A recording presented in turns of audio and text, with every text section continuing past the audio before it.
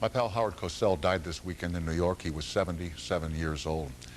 Everybody has a favorite Cosell anecdote. One of mine is the last time we spoke on television. He came to visit us at WABC TV in New York for an interview on the legendary 5 o'clock Eyewitness News. And Cosell was a little bit late getting into the studio, and my producer at the time was C.Z. Horowitz. And we're trying to get Cosell past the security and past the waiting people outside into the studio. And of course, everybody wanted to stop and get Howard Cosell's autograph. And Horowitz is saying, come on, come on, come on. And Cosell looked and he says, don't rush the great one.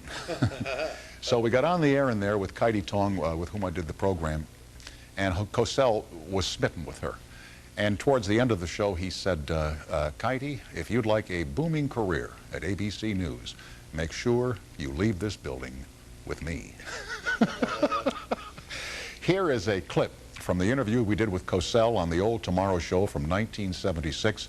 My thanks to my friends at NBC and the Museum of Broadcast Communications in Chicago for digging it up. Here it goes. In introducing you before you came out here, I made reference to your law degree from New York University and the fact that you did settle down following your military service to practice law. And I detailed very briefly how you got into broadcasting. Why did you leave law behind? You would have been a fantastic trial lawyer. Why do you say would have been, Tom? I was.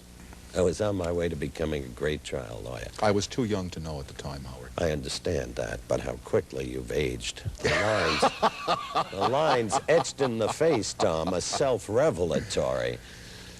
What happened, Tom, was I was the son of Jewish parents, grew up in Brooklyn, never wanted to be a lawyer. It meant everything to my dad that I become a lawyer. And to my mother, too. They wanted a son who'd be a professional man.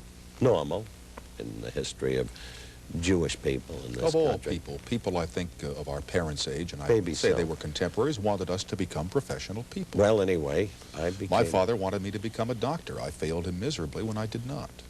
True. You might have been good at that. No, I could not stand the sight of blood. Neither can I, as a matter of fact. No, I became a lawyer. It was easy for me, and I enjoyed very much the academia of it. I enjoyed the scholasticism that went with it, the kind of training that a law education gives the mind. I don't think a legal education is second to any other kind of education in this country. But I was inhibited in the practice.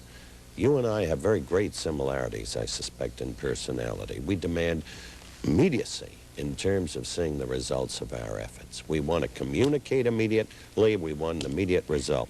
You can't get that at law.